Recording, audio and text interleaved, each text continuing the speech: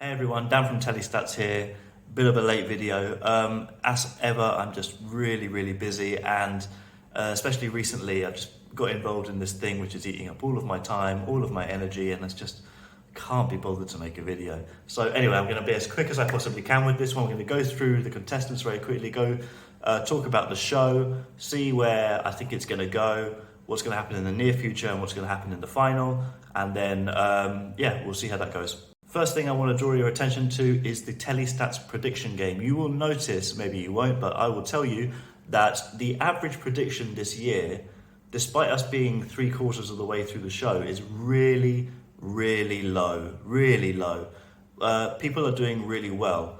And the reason for that is because the people that I designated in the shit tier, the mid tier, and the upper tier, they all stayed within those tiers, really, except maybe Annabel. Every contestant sort of stayed where everyone expected them to be. They were all eliminated about the same time that people expected them to be eliminated. There haven't been any major upsets or shocks this year. So I was hoping for kind of an interesting year, but it seems to have just gone like clockwork, really. Hopefully the final will be a little bit interesting, because I don't think Ellie's the runaway winner that the odds suggest. But yeah, those prediction game scores tell us that no one really surprised. I mean, I speculated in the last video, I said that I wasn't sure that Angela would reach Blackpool because it felt like a stretch too far. And to be honest, it was a stretch too far. The judges really kept her in for those last 2 weeks for no real reason. But also the other reason that I had was like, surely one of, I don't know, Nikita or anyone, Eddie Caddy or something, you know, maybe they were surprised and they would get further in the competition than was expected, and that would stop Angela from reaching Blackpool. But as we've seen, there haven't really been any surprises, and that's how she made it and eventually was eliminated at Blackpool. And just to tack on a complaint, Angela reaching Blackpool is one of many reasons why I really am starting to enjoy watching Strictly less and less every year. It was so unnecessary. People predicted it before anyone even stepped onto the dance floor. And it's, you know, people aren't going to say in years to come, do you remember that time Angela reached Blackpool? Epic, amazing. No, what they're going to say is, hey, do you remember how Strictly manipulated and engineered a result for really no reason? No one gave a fuck that Angela was in Blackpool in the end. I don't think I'm going to watch next year. That's what's actually going to happen. And it just really annoys me, and it shouldn't have been done. As well as Angela, who's now been eliminated, the contestant that I really had high hopes for was Amanda. There were questions about her personality, no doubt about that, but her dancing was really good. I was disappointed that she withdrew, and I think it's actually partly because of Amanda's withdrawal that Annabel has now come to the fore. I think if Amanda had still been in the competition, then Annabel wouldn't be seen as even a potential finalist that she could be now. I don't think she would still be in the competition. Now that Amanda withdrew, it means that we're going to have a 3-person final. It's debatable who's going to be in that final. Let me just talk very quickly about Angela. I think Angela will probably go tonight. It's I brought up concerns about Carlos's choreography in the first video that I made on Strictly this year, and I really think that she is a victim of that. She is a good dancer, but Carlos just isn't there yet. He isn't there yet with the choreography. Personality-wise, he's still working out a niche for himself. He's kind of like the Neil of the pros these days, of this generation. You know, people just can't seem to connect to him, and his choreography is below par. So I think Angela was always stymied by that. So yeah, I think her time might be up either this week or next. Leighton, he is about to fulfill his destiny, a destiny pre-written in the stars. Before he stepped onto the dance floor, we all knew what he was going to be, and that was a bottom 2 assassin. A few people have messaged me saying, you know, maybe he is the chosen one, maybe this is the ringer that wins the competition because he wins over people's hearts, blah blah blah. No, people make this mistake every year. I guarantee you he is polling either at the bottom now that Angela's gone, or he's very near the bottom. The only way he's not going to be bottom 2 this week is if he tops the leaderboard, which is quite possible. But I do genuinely believe that he will be bottom 2 this week, and he will fulfill his role to eliminate whoever is in the bottom 2 with him. This week is less interesting. I do think it will probably be Angela Scanlon, but the next week, if it isn't Annabel, then we're likely to lose one of Nigel or Bobby, which would make things a little bit interesting. And talking about Bobby, in the first video that I made, I had him down as a tentative winner, but there were always questions in my mind about his personality, his age, and yes, in week 4, week 5 is when I started to lay him. I just lost confidence in him. Again, Diane's choreography is just not great, as it is every year. And with regards to Bobby's age, you know, they used to say, maybe they still say it, you know, something for the dads, TV shows, something for the dads. They put a pretty woman on screen and that's something for the dads. I think this applies in reverse to Strictly as well. You need something for the mums, and they're not really going to go for anything under the age of 24. And Bobby looks quite young as well. So you just can't get, women just can't really get excited over him. And when he does like a paso, which is obviously a very masculine, very butch, strong dance, and what you're seeing is someone who looks like a child doing it, it ruins the effect somewhat, and it ruins the sexiness. And yeah, so I think he has fallen into that Joe Sugg, Harvey trap of being too young. Moving on to Nigel now. Nigel is very much the Will Meller of this year. I did rate his dancing. I thought it was okay in the first video, but he peaked in the first week with the paso. If he reaches the final, he will probably reprise the paso because it was his best dance. But it's an example of where you know, if you peak too early, you've got to hit another peak to keep yourself on the radar, and he hasn't really done that. He peaked in that first week, and then since then it's just been kind of a decline. And the judges have really torn him apart, a little unfairly, and I think that's actually partly why he's still in the competition. At least last week, the judges really tore him apart, and he probably got a few extra votes as a result. My guess right now is that Strictly is seeing an opportunity for a female winner, a pro that's never won. Why wouldn't they go for it? Ellie's a decent fit. Ellie is a good dancer. She's a nice person.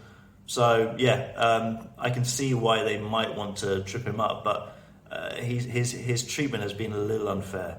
On to Annabel now. Now, I really don't like her dancing at all.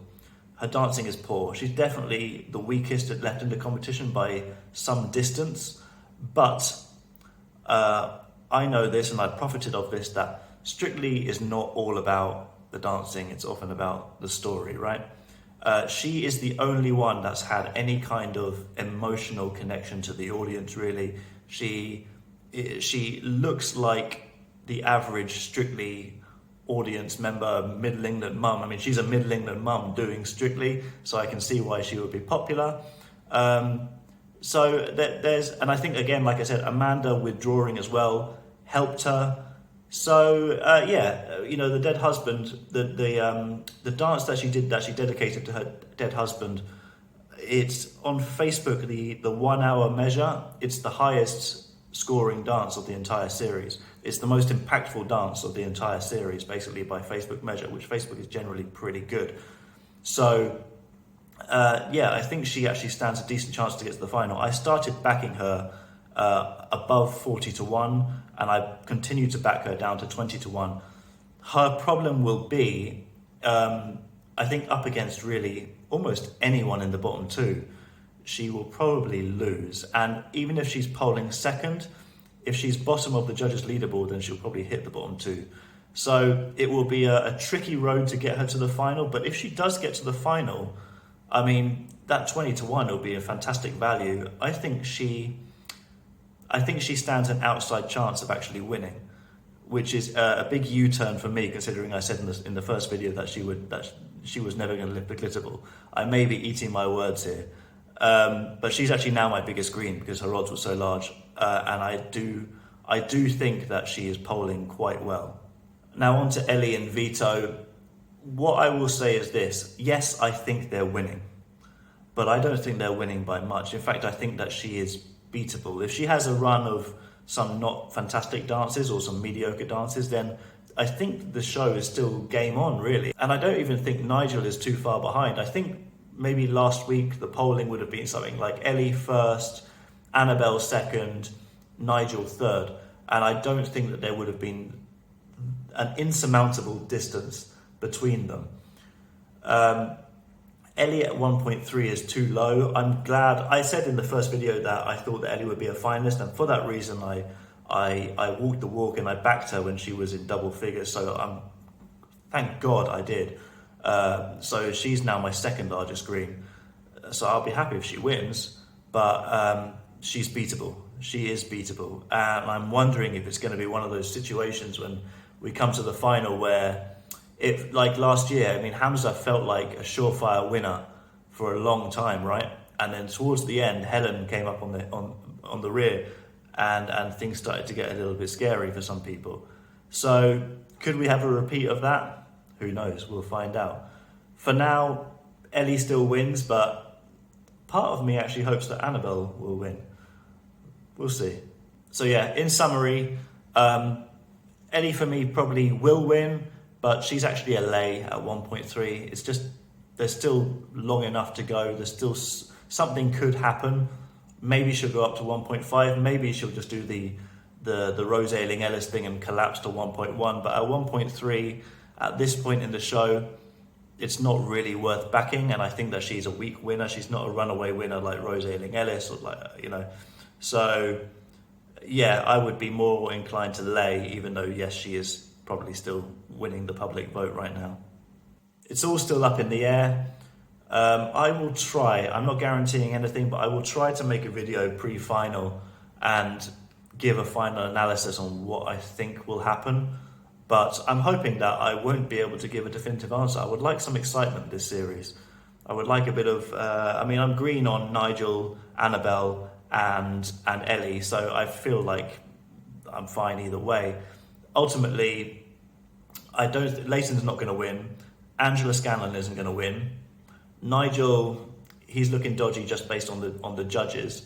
So that only really leaves, and then Annabel, she's dodgy on her actual dances. She's dodgy on the judges scoring, but probably not the public vote. And then Ellie is doing well on judges scoring and public vote. So yeah, Ellie is the default winner, but there is still something to play for. So we will find out.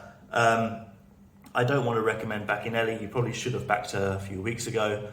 At this point, if I didn't have skin in the game, I would say wait for for one of these people, maybe Nigel, maybe Annabel, to look like a proper challenger to Ellie, and then go with your gut.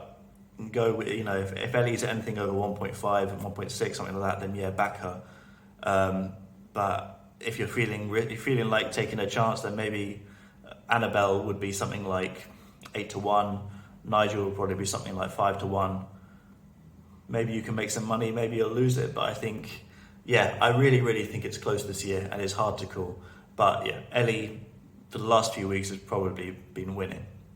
So yeah, that's all I've really got to say. Sorry I'm talking so fast. I've really just got to get through this video quickly because my life is just crazy right now. But yeah, like I said, I'll try and do another video before the final, and we'll reevaluate what's going on. Hope you're all doing well. Check out tellystats.com. By the way, Twitter Live is coming back tonight. I managed to find a solution. So yeah, that's really, really good. I'm happy about that. We're going to get some live tweets and analysis as the show is on. So that's going to be a brand new viewpoint, always a very valuable viewpoint. Yeah, anyway, I'll see you soon. Have a good one. Good luck. Cheers.